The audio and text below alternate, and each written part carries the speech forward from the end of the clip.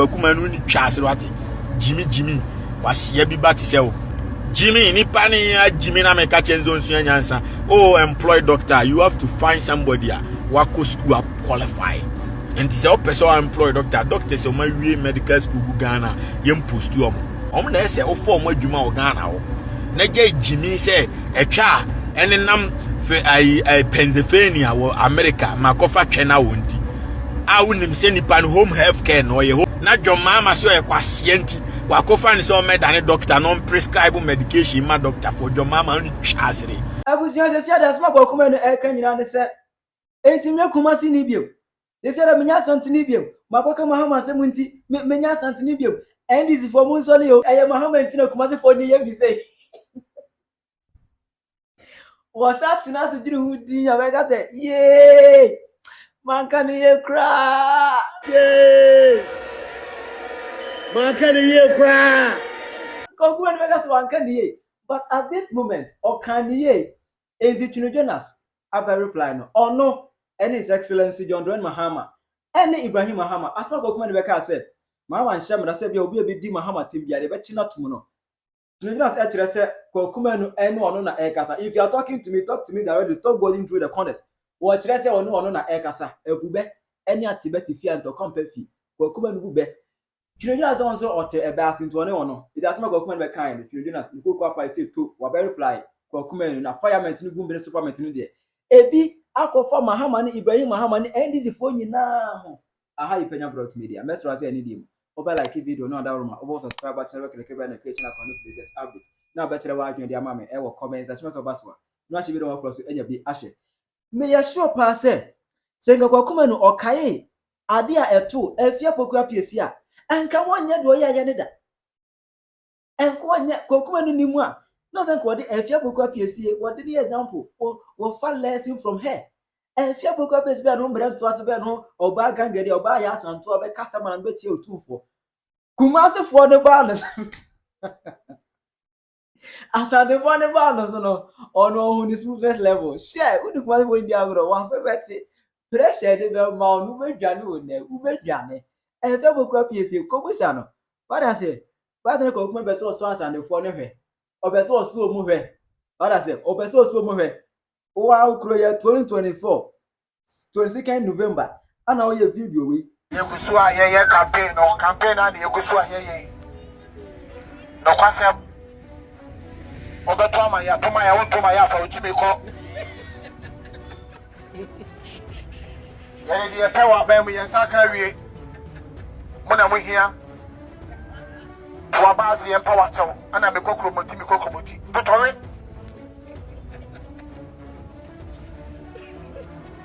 ebe no be pia be kasa ade tra kasa sa ama police force a chew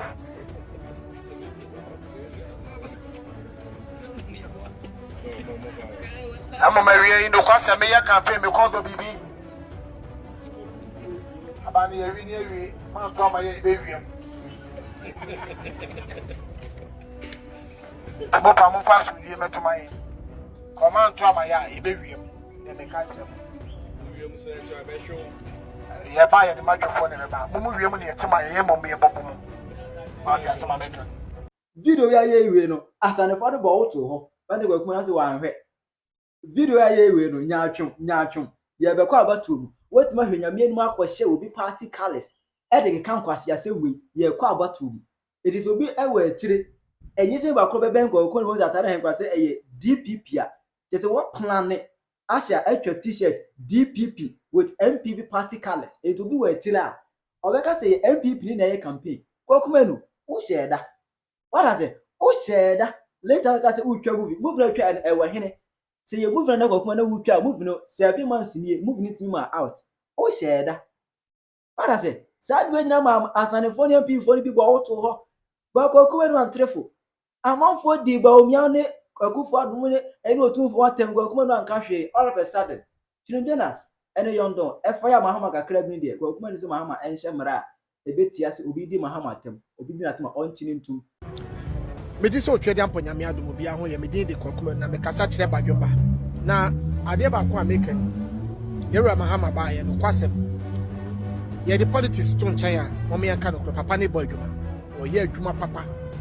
no kɔ sɛ metu kwan se a me benanti mu se ya na me ba ya na me nya dollar kakra me ba na ma benane obeba na dollar na ye bebre nanso wo ha bia na me check dollar no me hu se me ba no me dollar sem be kofom but eye me de enti me den se wo Ghana na wo to take it akọ China wo to take it aba US wo to take it akọ other countries ya ana be hu se wo bre sisi a dollar ne ba fom no e be boa kontofo wona wodi dwan kasa de di kan no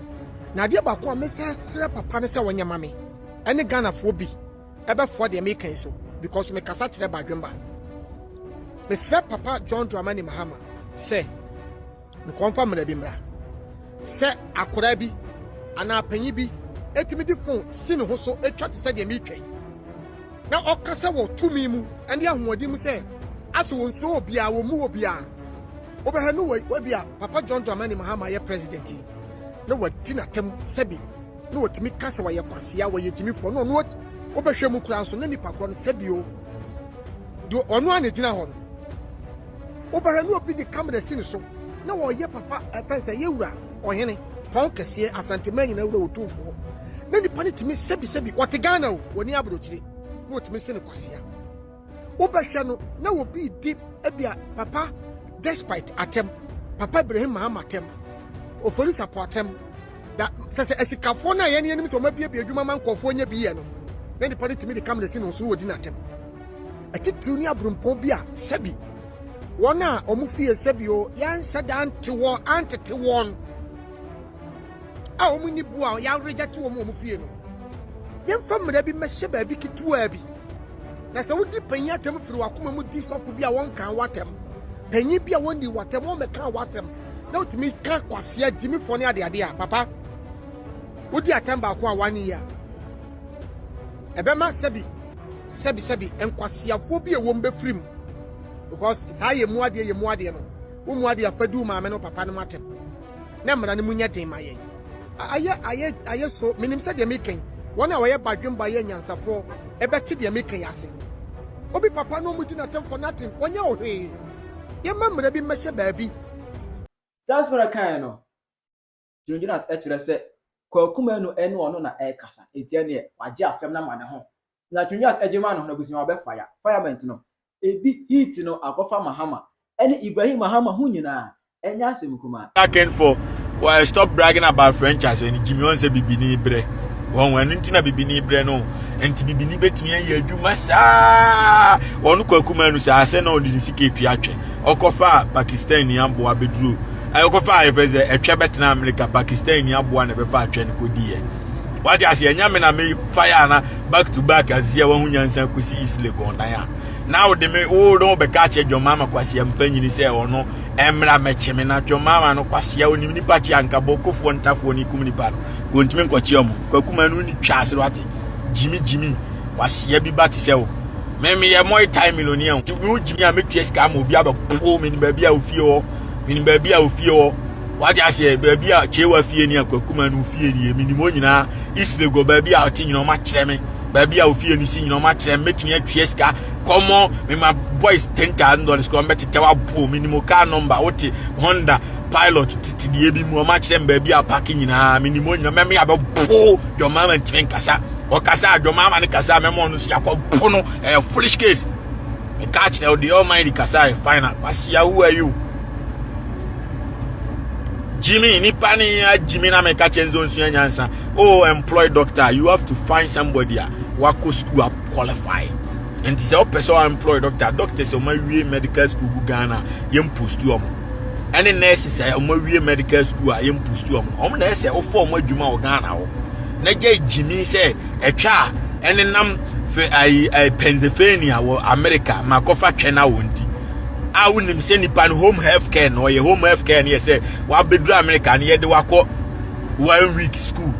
surgery certificate na bedware merewa enu bi na afram plan no Ohio no ye enu nti no mbisa ni job title I won't make kasa because won't make kasa bedware merewa enu ne ye friend home health care o mo tete merewa to bini no madware nkokora ene merewa enu na ba ya ne ye an sansani Delhi enu bi no ye na dwomama so e kwase nti wakofa ni so medane doctor no prescribe medication ma doctor for your mama no twasere your mama kwase biba etwe de ne be ubenya afrim ko jimi na we no ye ma hini se owia no sa ne your mama no woni ne ndisi for no mu wia mu de mu kwase abetena wo ze ai ena se sia ne de me ba be lunch ai Ghana labor export program me besisa Ghana for na ma labor no for me sisa Ghana for na ma Jamaica for me sisa nti kwasea 24-hour economy no wen who is card be supply part akọ katanko for ma twani aboa woni sika wodi be bie adwuma ma yufu no o sisa o makogu Jamaica ama o makoye nkwasea adwuma na kwasea obi a to aba ma ndc say brana be bie adwuma no no a oti Jamaica oti Kuwait oti Afghanistan oba fie na obenya adwuma ye na ne ho tono na bibini nsi ye nipa Afghanistan ni no oye nipa ti se bibini no wunyansa bi adwuma woni krom saa na Kuwait ni no oye nipa nti wo $1 million ade ko krapad enu nua Ibrahin Mahama de abe sacrifice de abe hihye nkofo matwema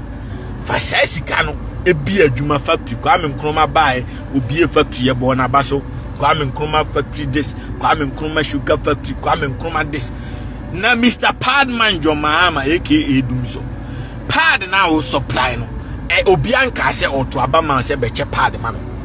fa saa sika no bi adwuma na men create labor export bia create 24-hour economy eno ni yenim eno ntin to abama kwase bi ba tse ko jimi o de Kwaku Manu no o de me say o be kasa o de me we kura me nya hwe video no comment keke me o be ye video bi wa me mo ma attack no this week ya o Ghana ho ya pa na no physical me the time on be bu ni nyina be ba ya adwo mama nim no ne kwase bie na no a ono so me akobu no me ni ba bia ne convoy na no na mo anchi a cars na ntanyina mo frɛ me ka kyerɛ me a wo se petrol kwase akofo ado na ne car 50 no kura na mu di na tem kwase wo ba wo car 90 adan wagimi na saso yo hu fi wa no kreti akaida fo agu northern region ho bokofo ntafo no mguo 100 years ni akofo ado ba 8 years obi ankum nipa wo eno wo jimi ntu akofa IGP week eno no ntimi anti criminals eno ntu na made se wo so Ghana police fo nyina anante odwan odi e obi fa menjimi monde isa nkwase empty threat keke Kevin Taylor aboa no bebo ya amuma ni sika so mebo no mo hit amoje me mbe ko fie nice mo ye dembe lose mo ye den mo pa mo wiam the truth will defeat lies mo be lose asembia ni ho ko na me nim se mo nim nyansa ntina over the years me bo ma baso e hypo mo na me nim se ma jimi say to the extent there wo fa unqualified person because of ne twa wa ko di keke I promise no say me your doctor wa bodam some position need a real training for many years nipa nkwan fa ni agojo mama poa ever kuchi was say fire Kwaku Manu and leave Mahama alone. Kwaku Manu is a hypocrite and why you be mamun koshe why a hypocrite why a selfish man why hypocrite sika no agye nyasa tama me fire Akufo ado nyina na oti Ghana wankasa ene ma wakwaji Mahama sika yi on say ni ho fin abetena ho ena ye meche me na kwasia Jo Mahama na otimi chi obi kwasia na no bokofo mu akuku police fo mo ne na mo free wadi ase bokofo na me mo musika mo ma be po Kwaku Manu o ma ku insurance officer akwaji save nipa nkwa ona mo free Jo Mahama boa na otimi chi nipa kwasia anya twa na odwe no Jo Mahama boa na otimi chi obi a wo do kwasia betena obejimi Kevin Taylor ma after ko ye 24 hour me ne wa America law kwasia wo hye oba kitchen bisa say how many days in back to back he to say no onye ama makoto okra akura di dia to Kevin Taylor of me mansion enti Kwaku Manu pe me address am Lexington New York Manhattan Lexington it be am the video be ba o china no pa me the life be ba shia me we be man shia me wasia o ka say me the oh do you know who I am? Obi am kura millions of follow me kasa on the power me kasa makawie no bloggers ni nyina share because I speak the truth and the truth will always defeat lies. No kure and am the nam Odiase kwasia ukofa atwe ba ya amamo ankofa twa amabio no. Enye na yesi a wo bobra ogana ho no. Ukofa atwe ba Pakistan ni aboa wakofa twa abeche ni free no no wo twe no. Wanya twa wo unya bi ngo because we jimi. Kwaku Manu